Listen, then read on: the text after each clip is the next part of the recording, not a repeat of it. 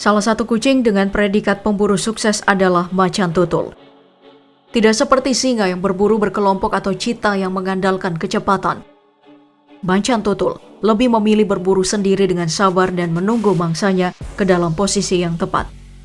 Tapi apakah macan tutul selalu berhasil dengan buruannya? Apakah macan tutul tidak punya pesaing? Untuk menjawab rasa penasaran kalian, mari kita simak sama-sama.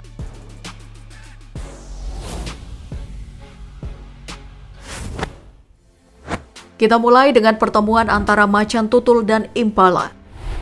Seperti yang sudah kita bahas tadi, macan tutul adalah predator yang lebih senang mengendap-endap untuk menyerang mangsanya. Tapi bukan berarti hewan ini tidak memiliki lari yang cepat. Macan tutul dapat berlari hingga 60 km per jam. Lihat saja saat macan tutul menyerang seekor impala dengan kecepatannya. Hanya saja dengan mengendap terbukti tidak perlu mengeluarkan banyak energi untuk mendapatkan mangsanya. Yang harus kalian tahu, macan tutul dikenal sebagai penguntit paling ulung di antara kucing lainnya.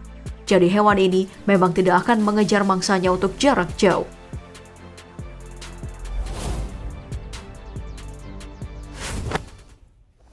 Sama seperti saat macan tutul ini akan memangsa seekor rusa.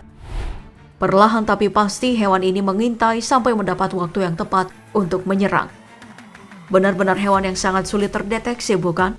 Bahkan rusa ini tidak sadar kalau bahaya sudah mengintainya sejak tadi. Seperti slogan Batalion Infantry Rider, cepat, senyap, dan tepat. Macan tutul ini berhasil menyergap rusa tersebut tanpa harus berusaha terlalu keras. Apa yang dilakukannya benar-benar cara berburu yang efektif. Tapi yang mengherankan adalah macan tutul tidak masuk dalam jajaran pemburu paling andal. Kenapa ya?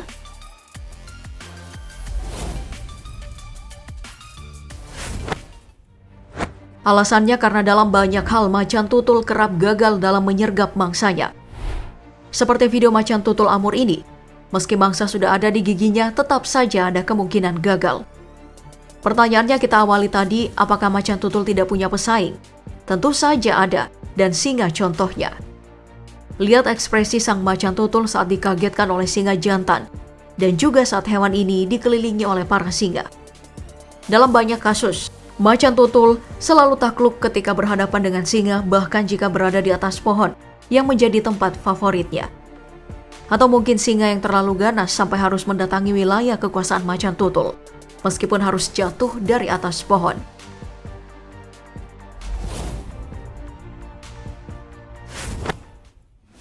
Kegagalan macan tutul dalam menyergap mangsanya juga berlanjut saat mencoba berburu seekor kerbau.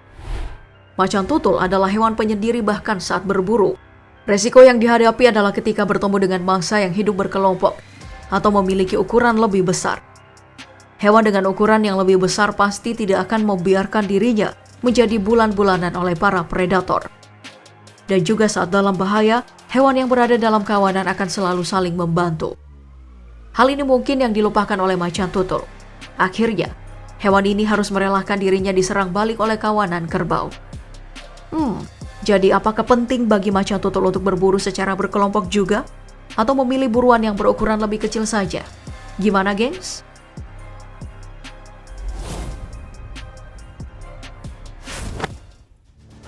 Atau memilih hewan atau lawan yang memiliki ukuran tubuh sebanding seperti anjing? Dan terbukti hanya dengan sekali sergap, anjing langsung takluk. Lagi-lagi dengan jurus andalannya, mengendap dan menunggu. Gigitan sang macan dengan mudah menaklukkan anjing tadi dan membawanya ke atas pohon untuk disantap. Ketika berduel, anjing mungkin akan kalah dari macan tutul. Tapi ingat, anjing termasuk hewan yang solid dengan kawanannya. Sang macan tutul harus waspada, seperti pada kejadian ini. Terlihat si belang justru ketar-ketir bertemu dengan kawanan anjing, entah harus berbuat apa.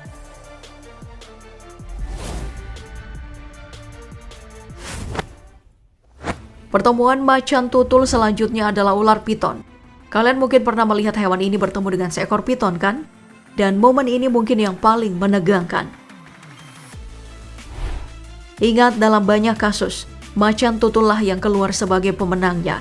Tapi bukan berarti piton tanpa perlawanan. Hanya saja, macan tutul adalah hewan yang sangat tangguh. Bahkan dengan kekuatannya, mangsa yang ukurannya jauh lebih besar dari tubuhnya pun bisa ditaklukkan.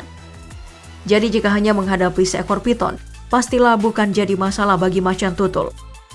Jangan lupa, spesies kucing besar yang satu ini mampu membawa beban berat sampai ke atas pohon.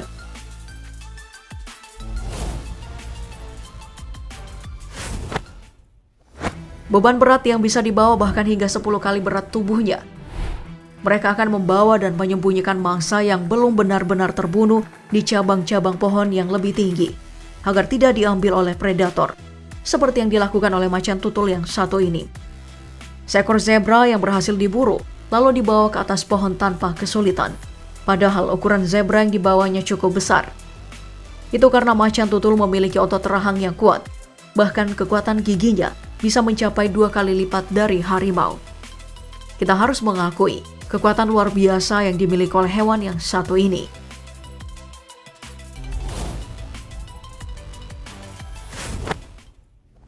Baik, lawan macan tutul sekarang adalah seekor landak. Hewan mungil dan lucu dengan duri yang menjadi kebanggaan sekaligus ciri khasnya. Duri ini juga digunakan untuk melindungi diri dari berbagai ancaman dan serangan hewan lain. Jadi, siap-siap karena landak akan menusukmu dengan durinya yang tajam jika berani mengganggunya. Tapi apakah hewan yang satu ini bisa meladeni kekuatan macan tutul? Sayangnya pada momen ini landak harus takluk dan menjadi santapan dari macan tutul. Tapi di pertemuan lain, macan tutul harus mati dan mengakui duri-duri dari landak.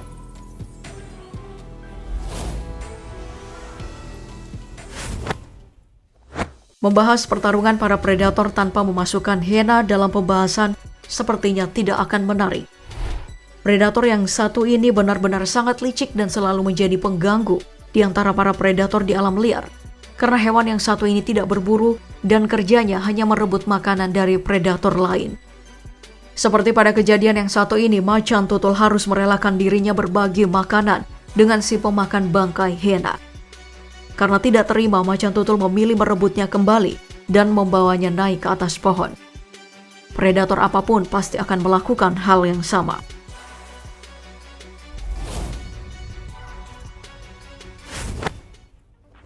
Dan pertarungan yang terakhir, macan tutul menghadapi beringasnya babon. Tapi mencoba menyerang babon di atas pohon adalah pilihan yang keliru, meski macan tutul juga lihai dalam hal manjat-memanjat. Lihat saja bagaimana kucing besar yang satu ini harus takluk bahkan hampir saja jatuh.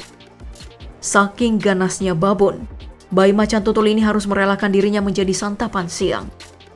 Tapi biar bagaimanapun, macan tutul adalah predator yang kuat. Dan pada momen kali ini, sang babonlah yang menjadi santapan siang dari macan tutul. Pertarungan di alam liar memang sulit untuk diprediksi, bukan?